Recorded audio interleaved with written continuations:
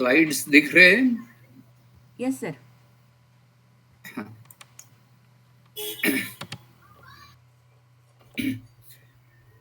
अभी अध्याय का बहुत थोड़ा अंश शेष है।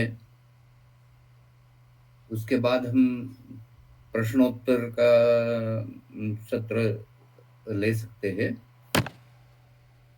तो इन 8 श्लोकों में अमृत घृत नाम के योग का वर्णन है।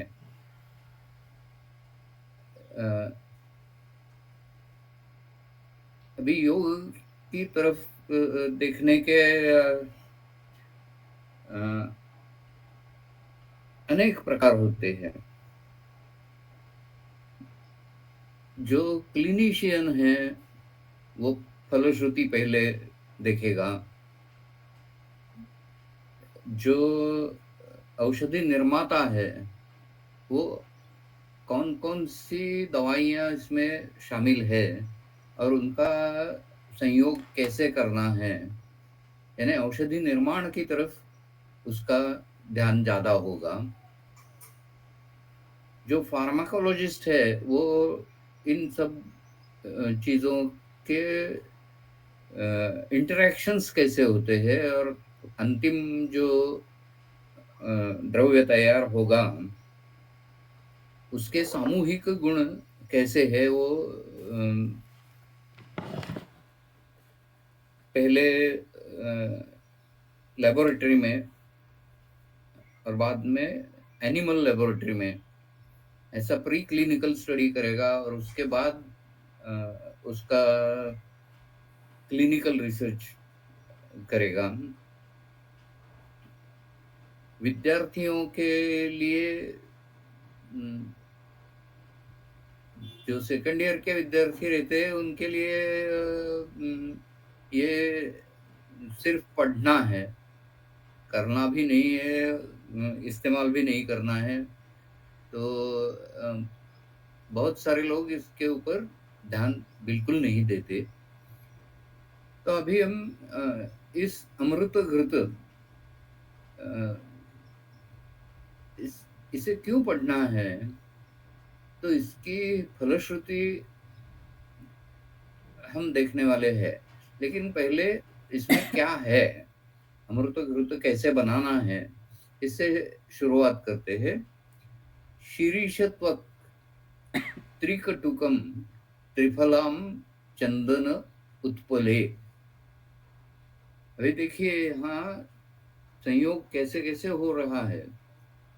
त्रिकटु है एक साइड पे, दूसरी साइड पे है चंदन और उत्पल, यानी एक बहुत उष्ण ऐसा संयोग है त्रिकटु, शुंठी मरीच पिप्पली। दूसरी तरफ चंदन और उत्पल जैसे अत्यंत शीत द्रव्य है और बीच में है त्रिफला जो षड्रसों की है, तीनों दोषों पे काम करती है। तो त्रिकटु को कंट्रोल भी करेगी और चंदन उत्पल के शीतत्व को भी कंट्रोल करेगी। शीरीषत्व तो विषग्न है ही।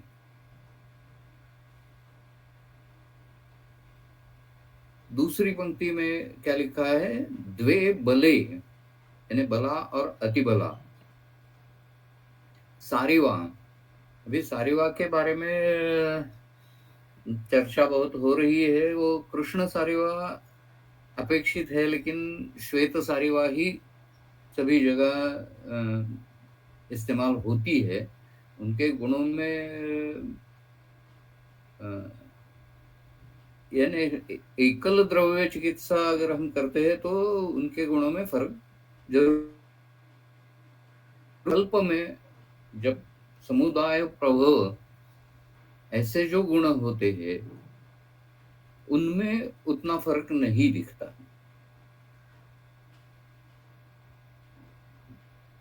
जब हम औषधि योगों का विवेचन करते हैं तो एकल द्रव्य के गुण महत्वपूर्ण है, लेकिन अवयव गुण है वो।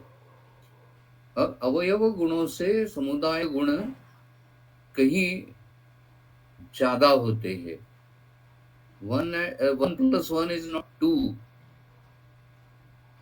it's much more than 2। बंधी मुट्ठी लाख की खुली तो पैरे है, बंधी मुट्ठी आपकी खुली तो पैरे लाख की, ऐसा कहा जाता है। जो काम एक नहीं कर सकता वो 10 लोग इजीली कर सकते हैं। इस तरह का संयोग का महत्व यहाँ होता है। अभी कैसा है, आयुर्वेद का एक मिनिमलिज्म ऐसा आयुर्वेदीय औषधि निर्माण में हमेशा रहता है। यानी विष परिणाम जो है वो कम से कम हो, इसलिए हर एक तीक्ष्ण वीर्य और प्रबल द्रव्य जो है उसको कंट्रोल में रखने के लिए बहुत सारे अन्य द्रव्य इस्तेमाल किए जाते हैं। तो अभी ये अन्य द्रव्य इस्तेमाल किए तो वो बाधक तो नहीं होना चाहिए। यानी कल्प का जो काम है वो तो होना चाहिए, लेकिन उसके बिल्कुल कोई साइड इफेक्ट्स न हो। इसलिए योगों की रचना जो है वो बहुत बारीकी से की है। पुराने काल में, पुराने जमाने में ऋषि मुनि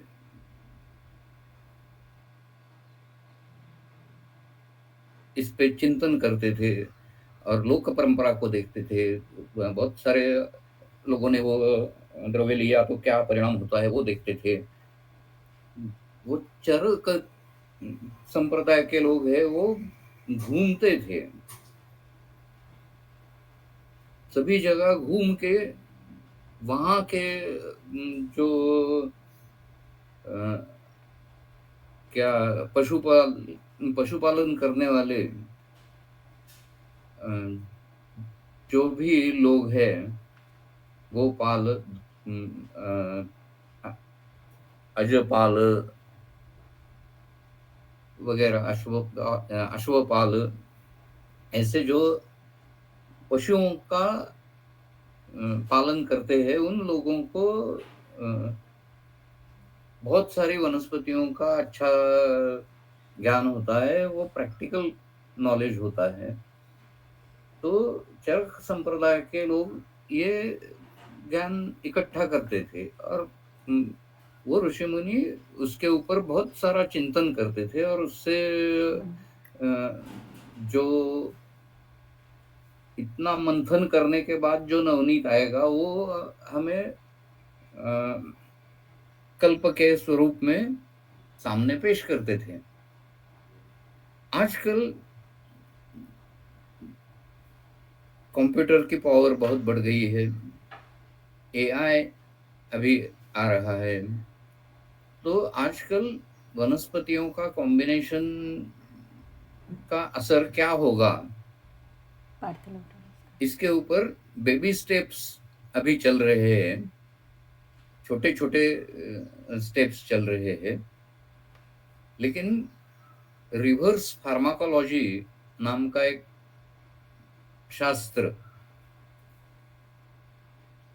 नेटवर्क फार्माकोलॉजी नाम का शास्त्र पहले चाइनीज लोगों ने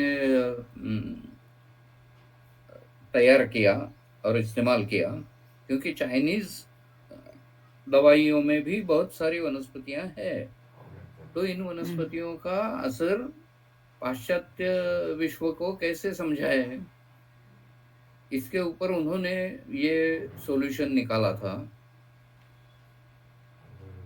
कि नेटवर्क, इंटरनेट पे ऑलरेडी हर एक वनस्पति के बारे में बहुत सारी इंफॉर्मेशन है।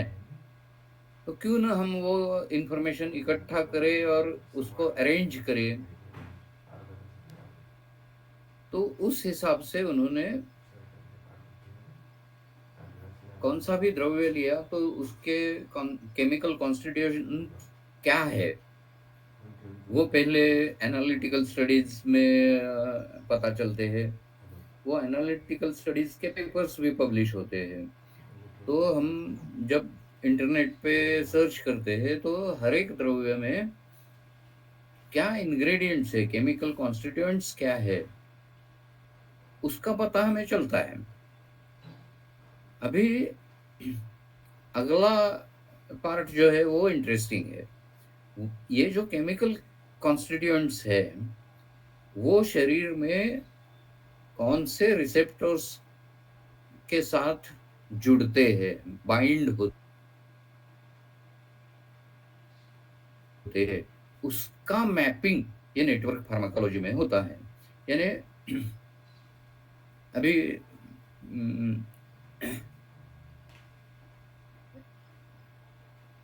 हम किसी भी द्रव्य का ले सकते हैं, उसमें जो अल्कलॉइड्स है उनमें का हर अल्कलॉइड किसी न किसी रिसेप्टर से के साथ जुड़ जाता है।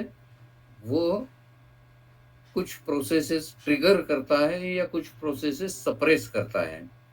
तो कौन से रिसेप्टर पे ये काम हो रहा है, इसके बहुत सारे स्टडीज इंटरनेट पे उपलब्ध है। तो मूल वनस्पति के सर्च में आपको ये इंग्रेडिएंट्स के इफेक्ट्स ये नहीं मिलेंगे, इंग्रेडिएंट्स कौन से हैं ये मिलेंगे। सेकंड स्टेप में वो हर एक इंग्रेडिएंट का जब आप सर्च करते हैं तो उसके रिसेप्टर्स मिलेंगे, और वो रिसेप्टर्स जो है उनका मैपिंग करना होता है। और फिर उसके बाद उस द्रव्य का क्या परिणाम होता है, ये इसका अंदाजा हम लगा सकते हैं। हम मराठी में कहते हैं की त्रिफला तो 72 रोगों की दवा है, 72 रोगांवरचं औषध आहे त्रिफळा। अगर आप देखें तो आयुर्वेदिक दवाइयाँ बना रहे हैं तो आपको पता होगा कि सबसे ज़्यादा लगने वाली वनस्पतियाँ कौन-सी है? तो त्रिफला है।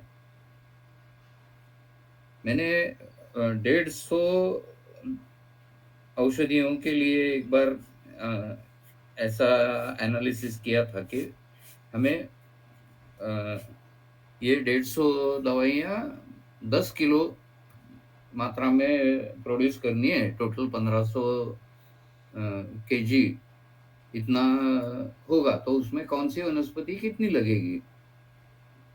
तो मुझे ऐसा समझ में आया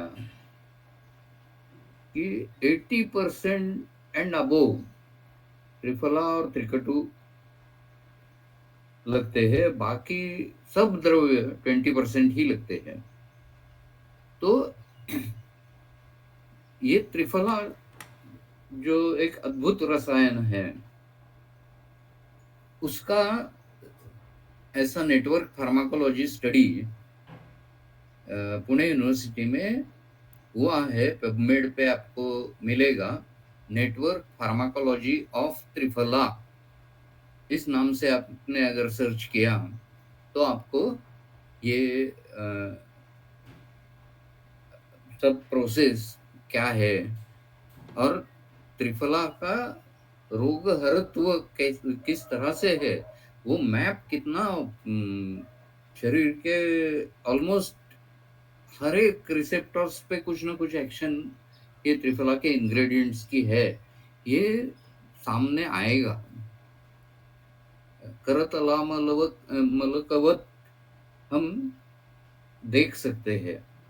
और अभी ये जो मैं बता रहा हूँ ये 10-12 साल पहले नेटवर्क फार्माकोलॉजी का network pharmacology of triphala publish हुआ था, उसके बाद उसमें उस तंत्र में बहुत सारी चीजें आ गई है, टेक्नोलॉजी बढ़ गई है। तो आजकल ये बीच में जो स्टेप्स है, वो हर एक स्टेप के लिए जो 4-6 महीने लगते थे, उसकी बजाय आज वो कंप्यूटर पे सब आ जाता है। यानी एक आपने द्रव्य का नाम दिया, तो वो उसका सॉफ्टवेयर बनाया जा रहा है, उसका भी बीटा टेस्टिंग चल रहा है। तो द्रव्य का नाम उसमें डाला किसी भी भाषा में, तो उसका लैटिन नेम वो नेट से सर्च करके लाएगा, फिर उसके इंग्रेडिएंट्स कौन से है उसका सर्च करके लाएगा, और फिर वो इंग्रेडिएंट्स का कौन से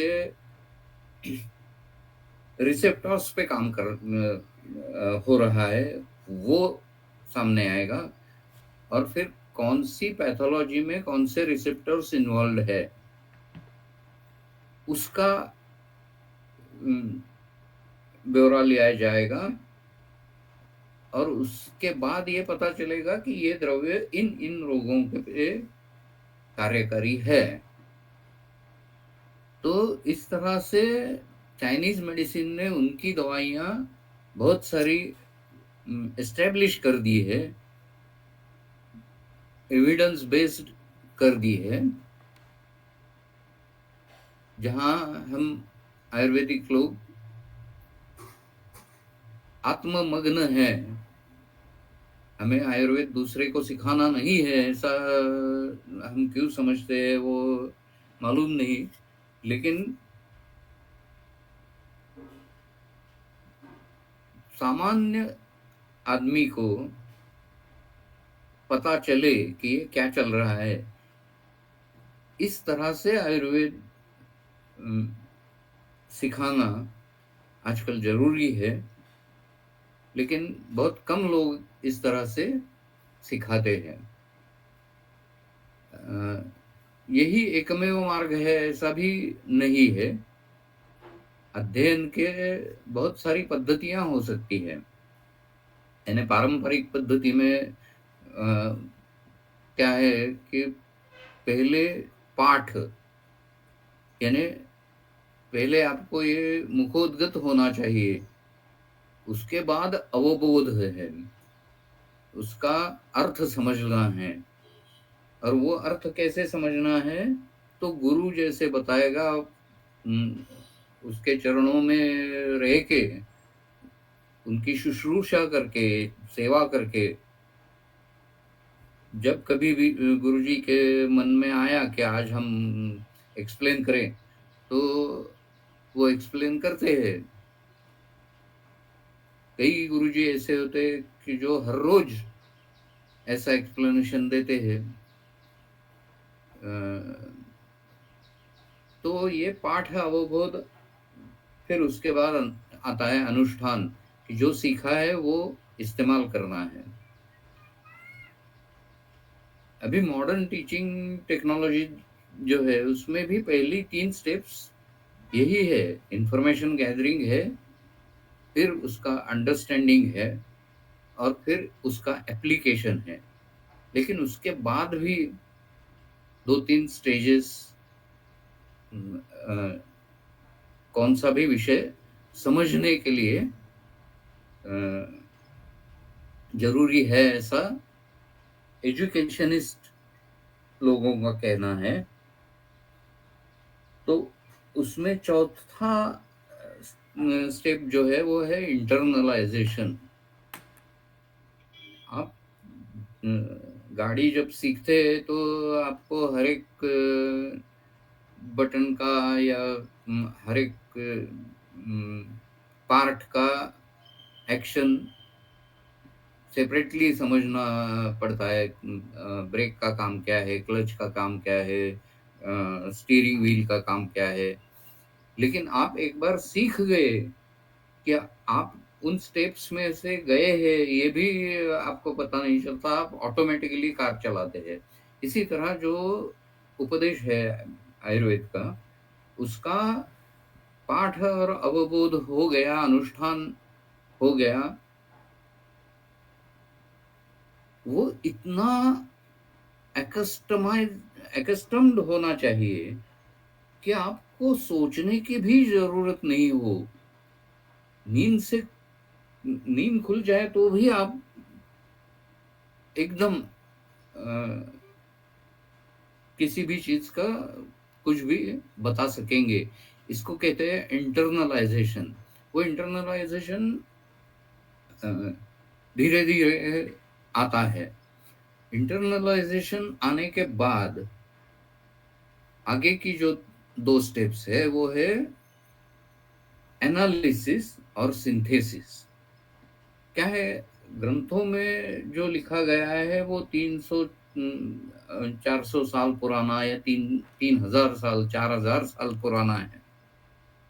तो उस वक्त से आज का वक्त बिल्कुल अलग है। तो युगानुरूप संदर्भ करना है, तो नए नए प्रॉब्लम्स को सुलझाना है। अगर आपका ये पाठ अवबोध अनुष्ठान अच्छी तरह से हो गया हो, इंटरनलाइजेशन हो गया हो, तो उसके बाद किसी भी नए प्रॉब्लम का आप सॉल्यूशन निकालने के लिए पहले एनालिसिस कर सकते हैं। अभी हमने कोरोना के काल में ये देखा कि कोरोना एकदम से अनुक्त व्याधि सामने आया। तो उसके लिए क्या इलाज करने हैं, इसके लिए बहुत सारी सिस्टम्स उसके पीछे पड़ी थी। मॉडर्न मेडिसिन भी कुछ ऐसा ठोस दवा उसके ऊपर नहीं दे सकता था। सभी जो दवाइयां थी वो रिपर्पस कर दी गई थी। आयुर्वेद की दवा भी आयुष मिनिस्ट्री ने कुछ स्पॉन्सर की, कुछ अच्छे अच्छे वैद्यों ने अपने खुद के फॉर्मूले उसमें लगा दिए। केरल में जो दूषी विषारी अगद जो फेमस है, उसमें कुछ कंटेंट्स ऐड कर दिए गए और वो कोरोना के लिए इस्तेमाल किए गए।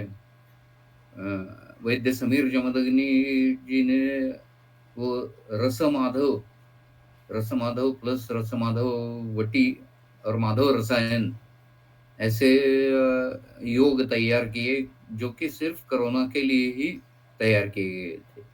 तो अभी ये योग तैयार करने की क्षमता कब आती है, जब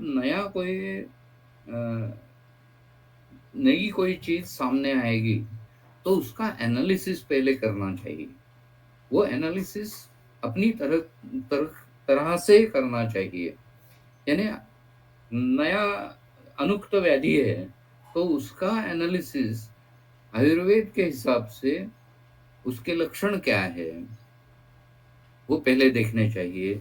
ये लक्षण कौन से स्रोतस में पैदा हो रहे हैं, ये लक्षण किस दोष के हैं, किस गुण से वो बढ़ते हैं, किस गुण से वो कम होते हैं, यानी उपशय अनुपशय देखना है। निदान क्या है वो देखना है। निदान से शुरू होके संप्राप्ति तक पठन पाठ करना, ये व्याधि समझने के लिए ठीक है, लेकिन व्याधि अनुक्त हो तो लक्षण से शुरुआत करनी चाहिए। लक्षणों में क्या तीव्रता है, कौन कौन से लक्षण दिखते हैं, वो सब समग्र पिक्चर जो है, क्लिनिकल पिक्चर, उसका एनालिसिस करके ये किस तरह का व्याधि है, इसका एनालिसिस पहले करना चाहिए और उसके बाद उसके ऊपर दवाइयाँ हम निकाल सकते हैं। और ये आयुर्वेद में परंपरा है। अभी आप अगर देखें तो योग रत्नाकर और भाव प्रकाश में ऐसे बहुत सारे योग दिए गए हैं जिसका सामना चरक सुश्रुत काल में शायद क्वचित ही करना पड़ा हो। अभी दुर्जल जेता रस नाम का रस इन ग्रंथों में वर्णित है। ये दुर्जल जेता रस खराब पानी पीने से होने वाले सभी व्याधियों के लिए ये दुर्जल जेता रस उपयुक्त है। लेकिन वो कब विकसित किया गया? तो ये योग रत्नाकर भाव प्रकाश यानी लघुत्रयी के काल में ये किया गया। तो उस वक्त की सामाजिक परिस्थिति कैसी थी? तो बहुत सारे आक्रमण भारत पे हो रहे थे। उसमें जो नॉर्मल जो उपजीविका है या नॉर्मल जीवन है वो सब डिसरप्ट हो गया था। जैसा हमने कोरोना के काल में देखा कि हमारा सामान्य जीवन बहुत बदल गया था। बहुत सारी चीजें बदल गई थी। तो इसी तरह से लघुत्रयी जब निर्माण हुई थी तो उस वक्त ऐसा बहुत सारे नए नए पदार्थ ये यूरोपियन लोग जो यहाँ आए वो बाहर से कुछ पदार्थ लाए थे। वाग्भट के काल में शक लोगों ने रसोन और पलांडु ये भारत में ओरिजिनल नहीं है।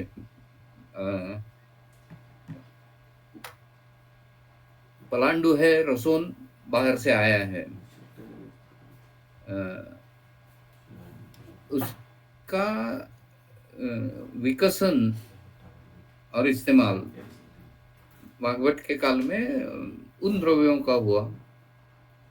उसके बाद अभी महाराष्ट्र में हम मिर्ची या तिखट बहुत इस्तेमाल करते हैं। मिर्ची ये अपने यहाँ पैदा नहीं हुई है। It's not an original Indian herb. वो आए हैं वो मंगोलिया और मेक्सिको से आई है। लेकिन वो हमने इस्तेमाल कर ली। इसका साधर्म्य मरीच से है, इसलिए उसका अपभ्रंश होके मिर्ची, ऐसा मरीच का मिर्ची में रूपांतर हमने कर दिया और हमारे मसालों में उसका इस्तेमाल करना शुरू कर दिया। तो इस तरह से आयुर्वेद में नई चीजों का समावेश ये पहले से होता आ रहा है। तो अभी उनका समावेश करने के लिए हमारे पास बहुत सारी इंफॉर्मेशन है। तो ये एनालिसिस करने के बाद उसके ऊपर सॉल्यूशन कर सकते हैं। जैसा कि दूषी विषारी अगध में गोदंती ये द्रव्य ऐड कर दिया कोट्टाकल में और उसका कोरोना पे इस्तेमाल कर दिया गया। इस तरह से नए कल्प लाना है, वो सिंथेसिस नाम की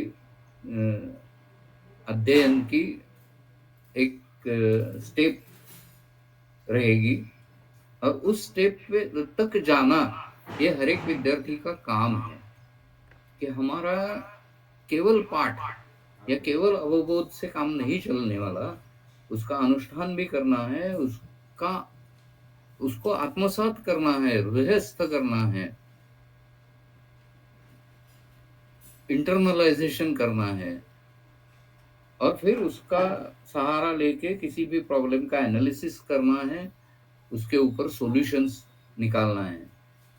आप ऐसा मत समझिए कि अनुक्त चीजें बहुत कम देखने को मिलती है। ऐसा नहीं है। हर एक रुग्ण जो है वो अनुक्त ही है।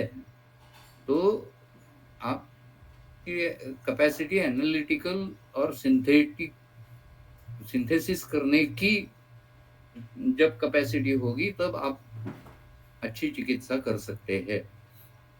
तो ये थोड़ा विषयांतर आज हो गया।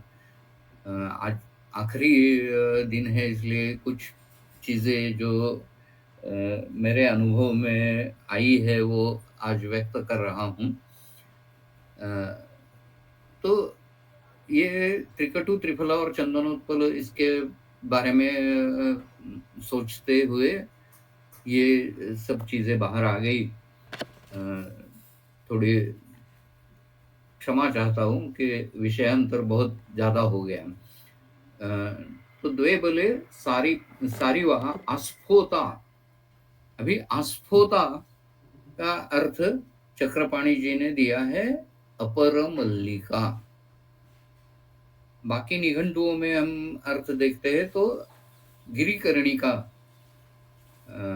गोकर्ण मराठीत म्हणतो ती वनस्पती आहे। सुरभी पर्णास भेद, ऐसा चक्रपाणी दत्त जी ने कहा है।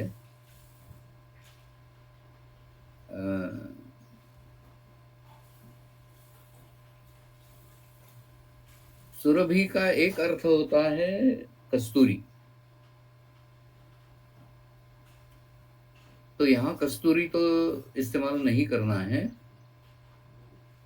यहाँ पर्णास भेद, पर्णास फैमिली या वर्ग के एक अलग वनस्पति का वर्णन है। मैं द्रव्य गुण का एक्सपर्ट नहीं हूँ, इसलिए आप किसी द्रव्य गुण एक्सपर्ट को पूछिएगा कि सुरभि या ये कौन से तरह का पर्णास है, और पहले पर्णास यानी क्या, वो भी आप द्रव्य गुण के तद्विद्यों से बात करके समझा लीजिए।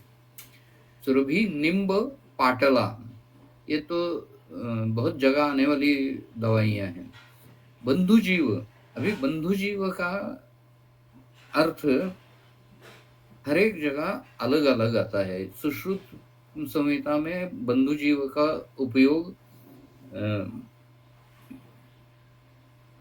विषय चिकित्सा में बहुत किया गया है, और उसका दल्हन जी ने जो अर्थ बताया है वो अलग है। और ये यहाँ पुत्र जीव ऐसा चक्रपाणी जी ने कहा है।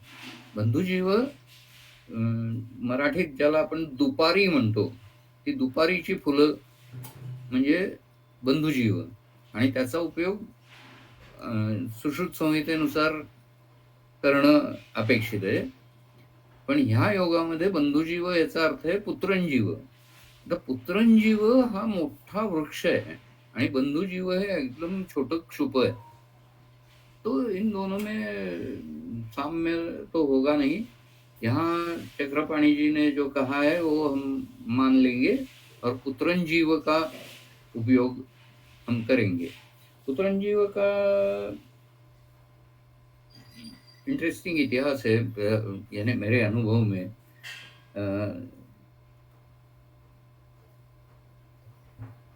जो फाइलेरियासिस, हत्ती रोग, श्लीपद के कुछ रुग्ण बहुत साल पहले ताराचंद हॉस्पिटल में आते थे, तो उनके लिए क्या आयुर्वेदिक दवा देना है, ऐसा सर्च किया तो नित्यानंद रस तो उस पे है। ये हमें पता चलता है, लेकिन सुश्रुत में पुत्रंजीव का स्वरस गोमूत्र के साथ श्लीपद में देने का उल्लेख मुझे मिला। तो उसके बाद मैंने पुत्रंजीव कहाँ मिलेगा ये देखना शुरू किया।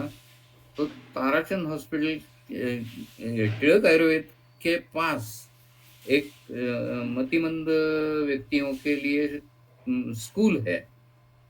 बिल्कुल दोनों के वॉल एक ही है, और उस शाला में पुत्रंजीव का बहुत बड़ा वृक्ष है।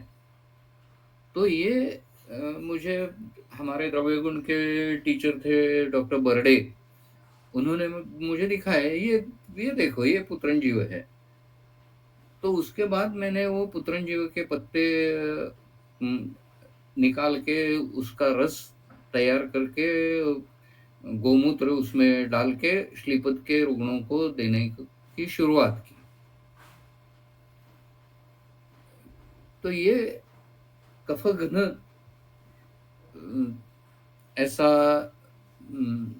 ऐसी एक वनस्पति है। तो यहाँ वो बंधुजीव यानी पुत्रंजीव करके लेना है। आड़की है,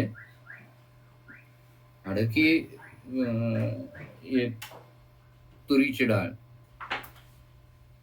मुरवा, वासा, सुरस, वत्सक, कुडा, पाठा, अंकोल, अश्वगंधा, अर्कमूल, यष्ट्याव, पद्मकान, विशालां बृहतीं लाक्षां, कोविदारं शतावरीं, कटभी दंती अपामार्गान, कृष्णीपर्णी रसांजनम, श्वेतभंडा अश्वखुरकः। अभी श्वेतभंडा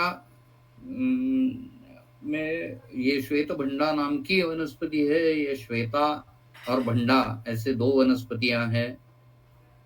उसका मेरा सर्च अभी अधूरा है, इसलिए मैं उसके ऊपर ज्यादा बात नहीं करूंगा।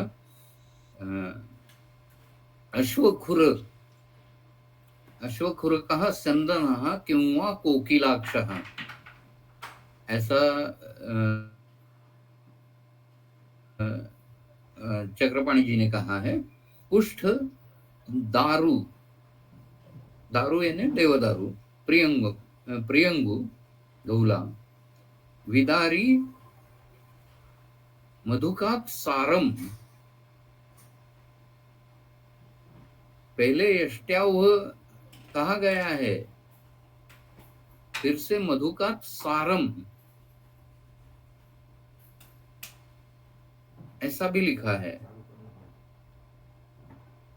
तो ये दोनों अलग अलग है या एक ही है, ये परंपरा से पता चलेगा। क्योंकि मधुक ऐसा जब रस्व मधुक होता है तो उसका अर्थ अलग है, और मधुक जो है जहाँ वो धू दीर्घ होता है उसका अर्थ अलग है। तो ये बहुत सारी डाइवर्जेंस कल्प तैयार करने में हमें मिलेगी। विदारी मधुकात सारम करंजस्य फलत्वचौ रजन्यौ, हरिद्रा और दारो हरिद्रा, लोध्रम अक्षांशम, ये सब चीजें जो है शीर्ष त्वक से लेकर रौद्र तक, ये एक एक अक्ष यानी अक्षफल हम सुरवारी क्रीड़ा को कहते हैं। तो अक्ष ये मान परिभाषा का पार्ट हुआ। तो हर एक द्रव्य एक अक्ष लेना है। पिष्ट्वा साध्यम घृताड़कम, घृत का आढ़क साध्य करना है। तो ये सब कल्क द्रव्य घृत के लिए है। अभी द्रव्य उसमें क्या है, तुल्य अंबु छाग गोमूत्र त्र्याढ़ के तद विशापहम, जितना घृत करना है उसके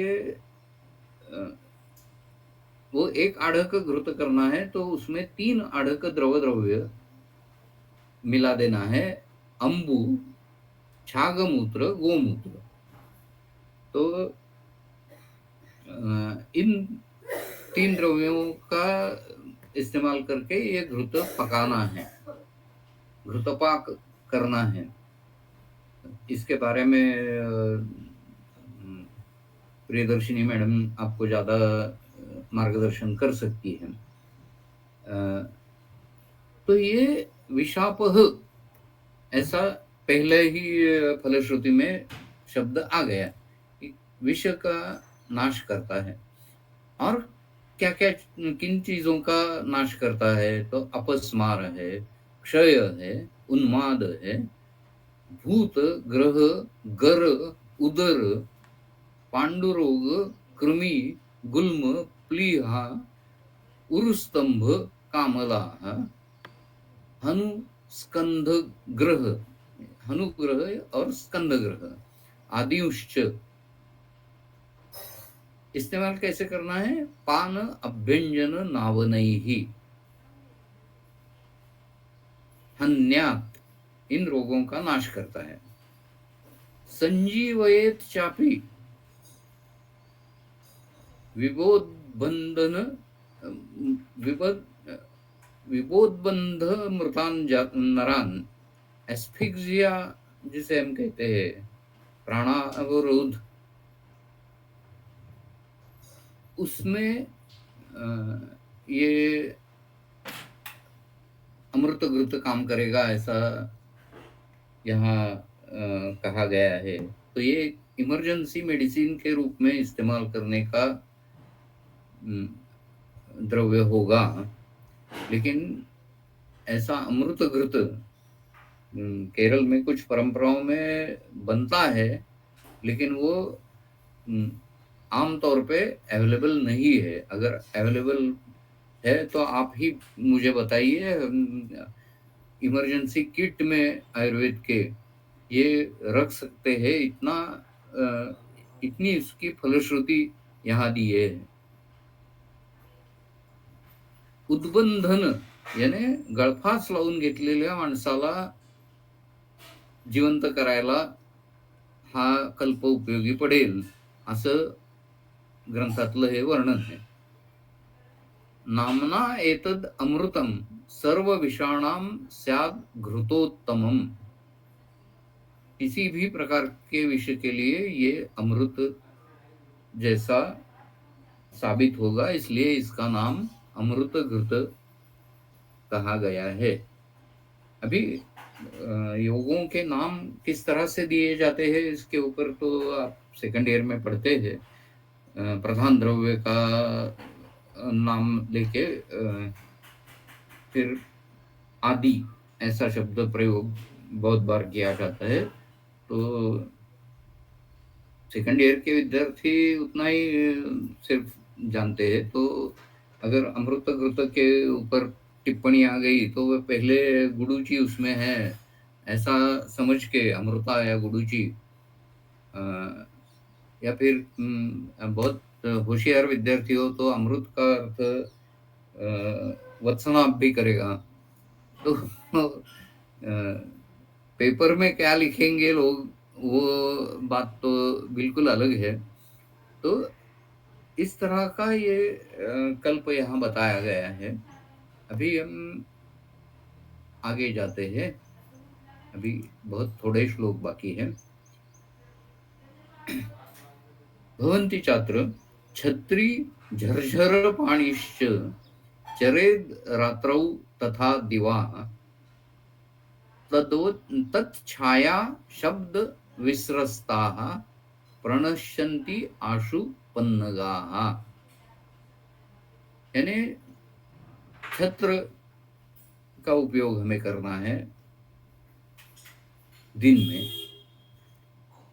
झरझर यानी घुंगरू, घुंगराची काठी ही वापरायला सांगितलेली आहे। का तर तत् छाया विस्रस्ताः, स्त्री की छाया जब आती है तो वो सांप भयभीत हो जाते हैं और भाग जाते हैं। कुछ अलग हो गया तो ये प्राणी उम, उनकी इंस्टेंट रिएक्शन भाग जाने की रहती है। फिर शब्द, घुंघरू जो है उसके उसका झरझर शब्द आएगा तो रात में अंधकार में वो शब्द जैसे आएगा वो प्राणी भाग जाएंगे। इसलिए ये तच्छाया शब्द विस्रस्ताः वित्रस्ताः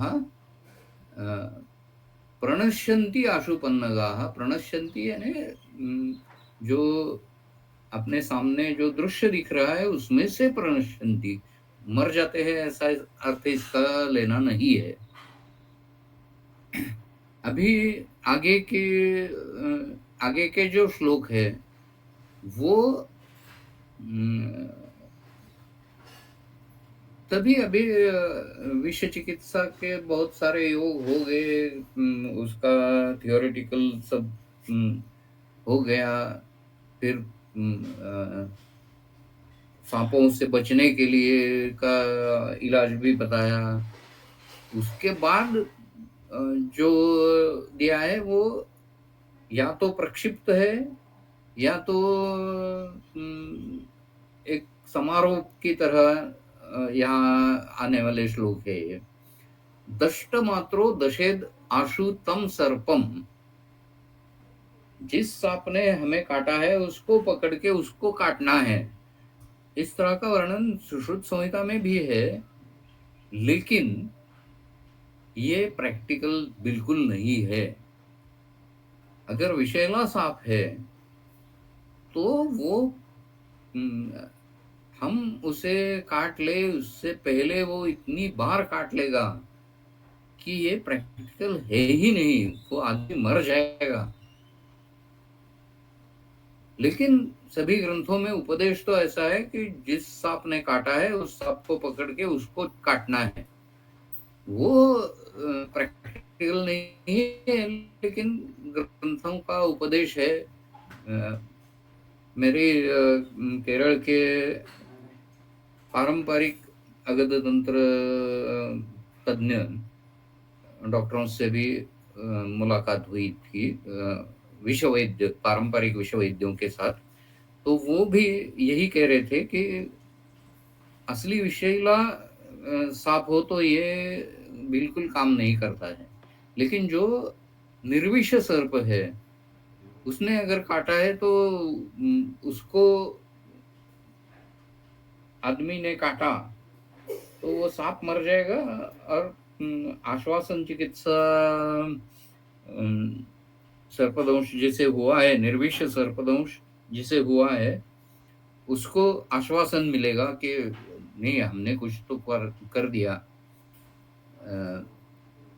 अगर वो सांप भाग गया तो क्या किसके ऊपर दंश करना है? लोष्ट। तो लोष्ट यानी मृतिका। उसके बाद उपरि अरिष्टाम बध्नीया दंशम छिन्द्या दहेत तथा वज्रम मरकतः सारम सारः। वज्रम मरकतः सारः। सार इति सर्जु विशेषणम, ऐसा चक्रपाणी जी ने कहा है। ये मणि धारण करने के लिए है, हीरा पन्ना, और फिर सार यानी सरजू। तो उसका अर्थ ये नेशनल इंस्टीट्यूट के साइट पे उनको भी पता नहीं है, इसलिए वहाँ क्वेश्चन मार्क भी आया है। यहाँ क्या अर्थ लेना है वो पता नहीं चल रहा। पिचुको विषमूषिका पिचुको मणि उत्तरापथे प्रसिद्धः, ऐसा यहाँ लिखा है। तो ये जो उपरत्न है उनमें से अकीक जिसे कहते हैं उसका वर्णन है ऐसा लग रहा है। तो अकीक विषग्न है। अकीक पिष्टि का प्रयोग पित्तज लक्षणों में बहुत अच्छा होता है। रक्तस्राव बंद करने के लिए भी उसका उपयोग होता है। कर्केतनः इति पद्मरागः, ये सब ज्वेल्स है।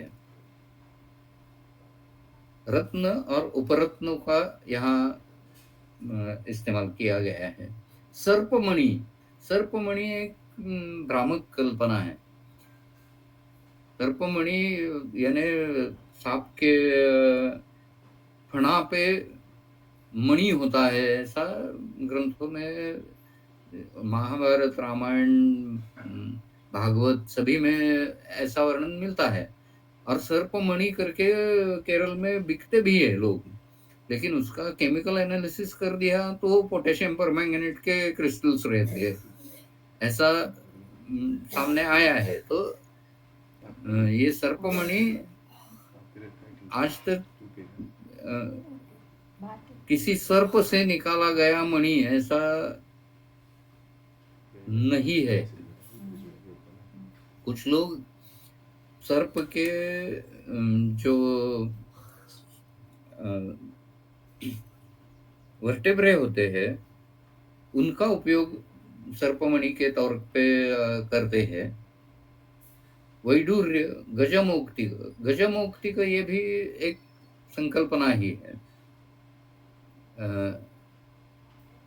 जो दिग्गजों के सर होते हैं उनमें बहुत बड़ा मणि रहता है, ऐसा दिव्य गज जो होते हैं उनके बारे में कहा जाता है। तो वो गजमौक्तिक एक काल्पनिक चीज है। हस्तिदंत का उपयोग करते हैं केरल में। हस्तिदंत की मशी ये इस्तेमाल कर सकते हैं। मेरे परात्पर गुरु मामा गोखले जी ने जो किताब लिखी है चिकित्सा प्रदीप, उसमें भी ये हस्तिदंत मशी का प्रयोग आया है। धार्यम गरमणिश्चायम, गरमणि शब्देन नाना मणीनां ग्रहणम। धार्यम गरमणिर्याश्च वर औषध्यो विशापः। या तो मणि का धारण कीजिए या तो जो श्रेष्ठ विषग्न औषधि है उनका धारण कीजिए। खगाश्च शारिका क्रौंच शिखी हंस शुकादयः, ये आसपास रखने के चीजें हैं।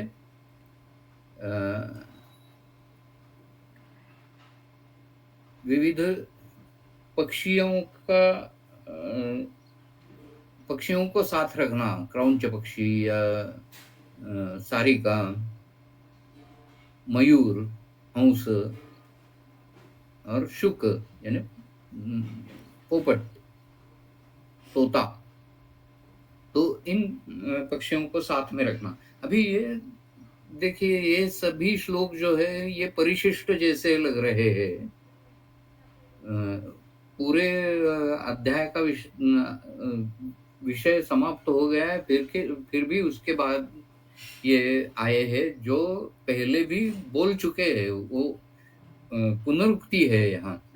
यानी उपरी अरिष्टाम बदनीयात दंशम चंद्यात दहेत, तथा ये चतुर्विंशति उपक्रमों में कब का कहा हुआ है। तो ये जो श्लोक है ये प्रक्षिप्त लगते हैं। वैसे विषय चिकित्सा अध्याय भी अग्निवेश या चरक जी ने नहीं लिखा है। ये विषय चिकित्सा अध्याय दृढ़बल जी ने लिखा है, तो उनके पास जो कुछ पहले की पांडुलिपियां होगी, हस्तलिखित होंगे, तो उनमें कहीं तो बॉर्डर पे किसी वैद्य ने लिखा होगा, तो वो उसमें समाविष्ट कर दिया है। इस तरह से पुराने ग्रंथों में बहुत सारी बढ़ोतरियां होती है। यानी महाभारत के बारे में ऐसा कहते हैं कि वो 10,000 श्लोकों की संहिता थी, वो अभी 1 लाख श्लोकों से भी ज्यादा हो गई है। तो असली महाभारत क्या है और नकली उसमें एडिशंस क्या किए गए हैं, उसका पता भी नहीं चलता। तो इस तरह से ये विश्व चिकित्सा अध्याय में एडिशंस किए गए हैं। अभी उसके बाद जो आता है, तो ये समारोप का श्लोक है। तत्र श्लोकः इति इदम् उक्तं द्विविधस्य विस्तरैः बहुप्रकारं विषरोगभेषजम्। इति इदमुक्तं द्विविधस्य विस्तरैः बहुप्रकारं विषरोगभेषजम् अधीत्य विज्ञाय तथा प्रयोजयन् व्रजेद्विषाणाम् अविषय्यतां बुधः। तो इस अध्याय में द्विविध विषय का, यानी स्थावर और जंगम विषय का विस्तार से, बहुत प्रकार के औषधों का इस्तेमाल करके विष रोग का औषध बताया गया है। इसको पढ़े, उसका प्रैक्टिकल नॉलेज पा लीजिए। अधीत्य विज्ञाय तथा प्रयोजन, जो पाठ अवबोध और अनुष्ठान स्टेप्स जो बताई है, उसी तरह से ये अधीत्य विज्ञाय प्रयोजन,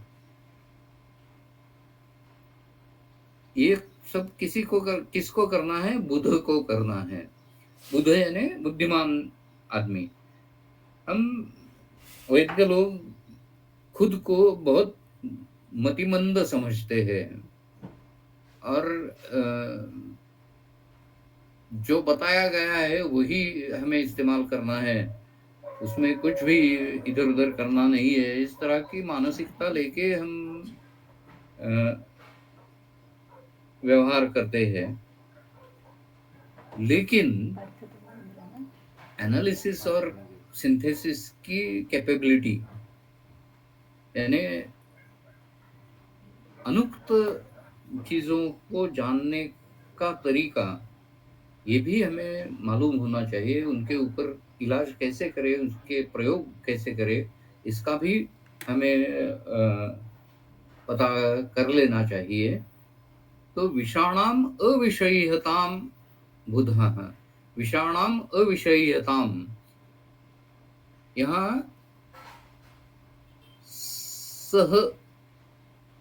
सहन करणे अशा अर्थाने सह्यता आलेली आहे आणि अविषय्यता याचा अर्थ विषापासून अजिबात कुठलाही त्रास होणार नाही। तम सोढून विषाणी तम सोढून न पारयन्ति इति भावः। विषों का आदमी के ऊपर जय नहीं होगा। जो आदमी इस सब विष रोग विष चिकित्सा का अध्ययन करे, समझ ले और प्रयोग करे, उसके ऊपर विष कुछ काम नहीं करेगा। ये जो द्विविध स्थावर और जंगम विष यहाँ सब कहे गए हैं, लेकिन आज के जमाने में कृत्रिम विष बहुत ज्यादा है। तो उनका मार्गदर्शन, दिशा दर्शन यहाँ इस अध्याय में किया गया है। लेकिन जो कृत्रिम विषय है, उनके अगद हमें ढूंढने हैं। तो हमें केवल पठन नहीं करना है, केवल समझ लेना नहीं है, केवल उपयोग करना नहीं है, वो इंटरनलाइज करना है, उसके बाद उसका एनालिटिकल कहीं गलत है या नहीं, ये देखने की दृष्टि आती है। क्योंकि ऐसा होता है, जो रिसर्चर होता है उसके लिए वो एनालिसिस और सिंथेसिस ये स्टेप्स आगे चल के आती है। उसके बाद आखिरी श्लोक यहाँ है, इति अग्निवेश कृते तंत्रे चरक प्रतिसंस्कृते चिकित्सा स्थाने विषचिकित्सम नाम त्रयोविंशो अध्यायः समाप्तः। तो पिछले 6 महीने से मेरे सब विषयांतर आप सुन रहे हैं, तो आशा है कि आप मुझे क्षमा करेंगे। तो यही हम विषय चिकित्सा अध्याय समाप्त करते हैं। किसी को कोई प्रश्न पूछना है तो ज़रूर पूछिएगा। बहुत बहुत धन्यवाद सर। किसी को कुछ प्रश्न शायद नहीं है यहाँ पर। सर तुम्ही अकिक पिष्टीचा उल्लेख केला सर, तर त्याच्याविषयी थोडं अजून सांगाल का? अकीक आणि जहरमोरा या 2 गोष्टी युनानी औषधांमधून आयुर्वेदाने स्वीकारलेल्या गोष्टी आहेत. म्हणजे तुम्ही 100 वर्षापूर्वीचे ग्रंथ बघितलेत तर त्याच्यामध्ये अकीक पिष्टी, जहरमोरा पिष्टी यांचा उल्लेख येतो. वैद्यनाथनी भरपूर वापर केलेला आहे आणि जहरमोरा आणि अकीक या दोन्हीचाही वापर हा मी स्वतः भरपूर केलेला आहे.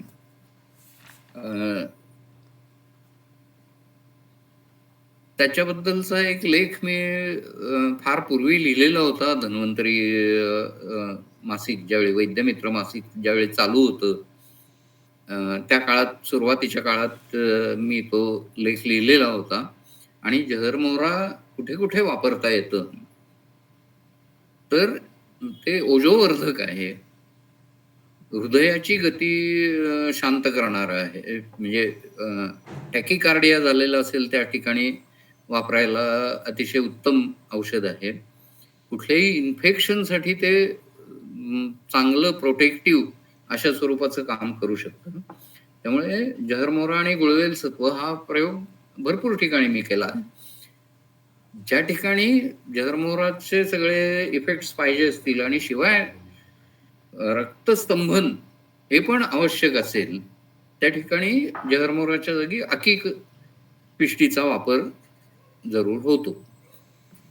अकीक पिष्टी तशी सहजासहजी मिळत नाही. अकीकाचे खल वेगवेगळे वैद्य वापरतात. विशेषतः हीरक भस्म ज्यांना तयार करायचंय किंवा अतिशय कठीण गोष्टींचा खल करायचा आहे, ते लोक अकीकचा खल वापरतात. अकीक या दगडापासून बनवलेला खल. वैद्य प्रमोद कुलकर्णी यांच्याकडे तुम्हाला तो बघायला मिळू शकेल. बाकी इतर कुठल्या वैद्यांकडे हे मला माहिती नाही, पण त्या परंपरेतल्या बऱ्याच वैद्यांकडे असावा अशी शक्यता आहे. माझे आता दिवंगत झालेले मित्र वैद्य महेंद्र शर्मा हे पण अकीकचा खल वापरत असत. पण अकीक पिष्टी ही रक्तस्तंभन आणि रक्तदुष्टीजन्य विकारामध्ये बऱ्यापैकी रुग्णांमध्ये, म्हणजे कमीत कमी मला एक 400-500 रुग्णांमध्ये ते वापरल्याचा अनुभव आहे. आणि असा लालसर रंगाचा दगड असतो. पिष्टी करताना ते तापवून गुलाबजलामध्ये बुडवायचं आधी, म्हणजे सूक्ष्म करून घ्यायचं आणि गुलाबजलामध्येच खल करायचा असतो. त्याचा कठीण आहे, त्याच्यामुळे त्याचं सूक्ष्म चूर्ण करणं खूप आवश्यक असतं. बाकीची माहिती तो लेख सर जमलं तर तुम्ही शेअर करा तर. लेख आता मिळणं अवघड आहे, कारण तो मी काहीतरी 93-94 साली वगैरे लिहिलेला आहे. सर आणि जर मोरा खताई सर ते मध्ये बॅन आल्यामुळे सर हल्ली ती जे पूर्वी जे भेटत होते ना जर मोरा खताई, तर ते आता नाही भेटत आहे सर. म्हणजे ते आता जे भेटते ते जर मोरा खताई पिष्टी भेटते. म्हणजे आधी जर मोरा पिष्टी भेटत होती. पिष्टी जी होती ती खूप चांगल्या क्वालिटीची होती. आता ते बॅन मार्केट मधलं रिमूव्ह केलेले आहे.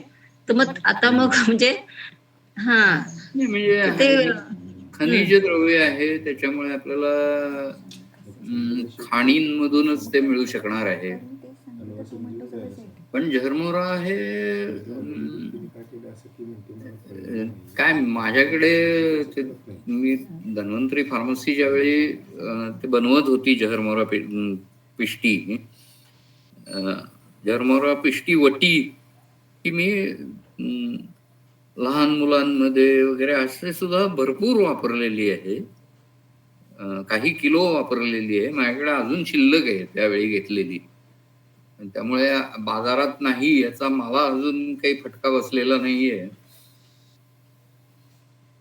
सर तुमच्याकडे जास्त असेल तर आम्हाला पण उपलब्ध करून द्या. की आता जास्त नाही कारण म्हणजे की खूप सर म्हणजे इतकं छान मेडिसिन आहे, पण ते भेटत नाहीये आता. म्हणजे जेवढं चांगलं होतं ना त्यांनी ते विड्रॉ केलं.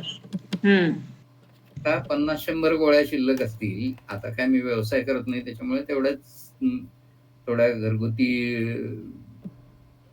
घरातल्या लोकांना देण्यापुरत्या एवढ्याच शिल्लक आहेत. म्हणजे तुम्ही फार्मसिस्ट असल्यामुळे तुम्ही मोठ्या प्रमाणावर बनवू शकता, पण त्याच्यासाठी तुम्हाला ऑथेंटिक सोर्स कडून घ्यायला लागेल. कदाचित तुम्हाला त्या गोपीकृष्ण सरांकडून किंवा हैदराबादचे रामकृष्ण सर आहेत, त्यांच्याकडून तुम्हाला मार्ग काय ते सापडू शकेल जरमोरा मिळवण्याचा. Okay sir. आणि सर आखी पिष्टीचा डोस कसा राहतो सर? डोस त्याचा अतिशय कमी राहतो. म्हणजे 62 मी 125 मिलीग्रॅम किंवा त्याच्या निम्मी इतकीच अख्खी पिष्टी द्यायचो. पण ती दिवसातून 4-5 वेळा, 6 वेळा जसं ते क्लॉटिंग टाईम बघून त्याच्याप्रमाणे ॲडजस्ट करायचो. सर आणि त्याचं कॉम्बिनेशन राहतं का कशाबरोबर? का नुसती सोलोच दिली जाते म्हणजे असं तुपातून किंवा सोलो द्यायलाही हरकत नाही. तुम्हाला पाहिजे असेल तर गुळवेल सत्व त्याच्यामध्ये भरीला घालून दिसणाऱ्या पुड्या करू शकता तुम्ही. Okay sir. म्हणजे एका परंपरेत कागदावर पुडीमध्ये औषध दिसलं तर ओव्हरडोस झाला असं समजण्याची पद्धत आहे. हे म्हणजे चेष्टेने म्हणतोय मी. अतिशय अल्प मात्रेमध्ये औषधं वापरण्याची पद्धत आहे. तसं नको असेल तर त्याच्यामध्ये गुळवेल सत्व किंवा अश्वगंधा तुम्ही ॲड करू शकता. Okay sir. आणि सर तुम्ही ते पुत्रंजवीचं पत्र सुद्धा सांगितलं ना सर श्रीपदमध्ये? हं. तर मग ते सर म्हणजे असं जीर्ण ह्याच्यामध्ये उपयोगी राहू शकेल का? का फक्त ह्याच्यामध्ये की 1 वर्षाच्या आतल्या ह्याच्यामध्ये? नाही, नाही, नाही. उतरंजीव मी वापरला तो सगळ्या अडल्ट पेशंटना वापरला. हत्ती रोग झालेल्या पेशंटमध्ये वापरला. उतरंजीवाचा उपयोग नावानुसार तो लहान मुलांचं म्हणजे पोटातल्या बाळाचं रक्षण करायचं, या अर्थाने पुत्रंजीव हा शब्द आलेला आहे. गर्भपात होऊ नये याच्याकरता पुत्रंजीवाचा उपयोग करायला मुळात सांगितलंय. म्हणजे नाव त्याच्यावरून पडलेलं आहे. तर ते तुम्हाला गायनेकॉलॉजिस्ट मंडळी जी वापरतायत त्यांच्याकडून समजू शकेल. मी त्या क्षेत्रामध्ये फार डोकावलो नाहीये. म्हणजे आवश्यक तेवढं ज्ञान घेतलेलं आहे. पेशंट कुठलाही आला तरी तो समजून घेऊन त्याच्यावर औषध देण्याची कपॅसिटी डेव्हलप केली लहानपणी. त्यावेळी गायनेकॉलॉजिस्ट पण वेळ प्रसंगी झालेलो आहे. डिलिव्हऱ्या केलेल्या आहेत, ट्युबेक्टॉमीज केलेल्या आहेत, सिझेरियन सेक्शनला असिस्ट केलेलं आहे. हे सगळं केलेलं आहे. पण प्रत्यक्षात असं गायनॅकची ओपीडी अशी काही मी चालवलेली नाही. तर ते तुम्हाला त्याच तज्ञांकडून, तद्विद्यांकडून माहिती मिळू शकेल. तिथं पत्रस्वर असतं, तुम्ही गोमूत्र नसेल तर मग आपण गोमूत्र अर्काबरोबर हे करू शकतो ना सर? हो, गोमूत्र कसं आहे त्याच्यात गोमूत्रामध्ये इलेक्ट्रोलाइट कॉन्सन्ट्रेशन खूप जास्त असतं. गोमूत्र अर्कामध्ये ते कितपत उतरतं याच्याबद्दल मला शंका आहे. ताजं गोमूत्र, आता गोमूत्र हा विषय पण खूप मोठा आहे, की गायींना जे हार्मोन इंजेक्शन्स देतात त्याच्यामुळे त्या गोमूत्रामध्ये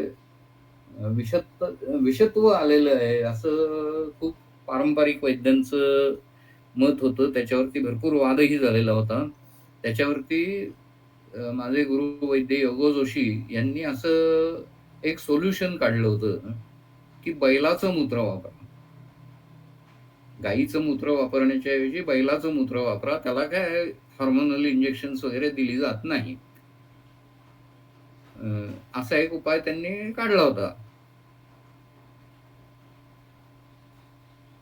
ओके सर, खूप छान सर, थँक्यू. ठीक. धन्यवाद सर. विषय चिकित्सा.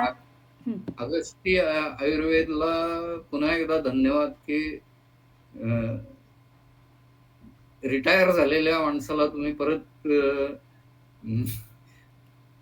ऍक्टिव्ह अभ्यासामध्ये आणलं. त्याबद्दल पुन्हा एकदा धन्यवाद.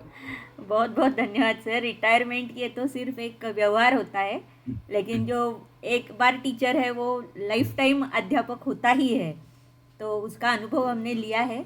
और भले ही ये विषय चिकित्सा है, लेकिन इसके साथ साथ आपने बहुत सारे ऐप्स हो या रिसर्च मेथड्स की बहुत सारी पद्धतियाँ हैं, या मॉडर्न अप्रोचेस जितने सारे थे, या इंटरनेट पर हमें कैसे सर्च करना चाहिए, अलग अलग फॉर्मुलेशंस कैसे ढूंढने चाहिए, अभी के जैसे कि आज रिवर्स फार्मेकोलॉजी, ऐसे बहुत सारे जो विषय है जिनके बारे में हमें पता नहीं था एक्चुअली. तो ये सारा जो है ना नॉलेज, ये आपने दिया है. तो विषयांतर भले ही आपको ऐसे लग रहा है कि ये विषयांतर है, लेकिन ये एक्चुअली इसी अध्याय से जुड़ा हुआ ये सारा अध्ययन था. और सच में बहुत ही इंटरेस्टिंग ये सफ़र रहा. और 25 लेक्चर्स टोटल विषय चिकित्सा के ऊपर आज तक के हमारे हुए हैं. तो सच में ये बहुत बड़ा योगदान है आपका, और आपने इतना समय हमारे लिए निकाला, तो ये भी एक बहुत बड़ी बात है. बहुत बड़ी उपलब्धि थी कि आपने ये अध्याय हमें पढ़ाने के लिए जब हाँ कही थी. तो सच में हम सारे लोग आपके बहुत बहुत आभारी हैं. बहुत बहुत धन्यवाद. धन्यवाद. Thank you sir, thank you.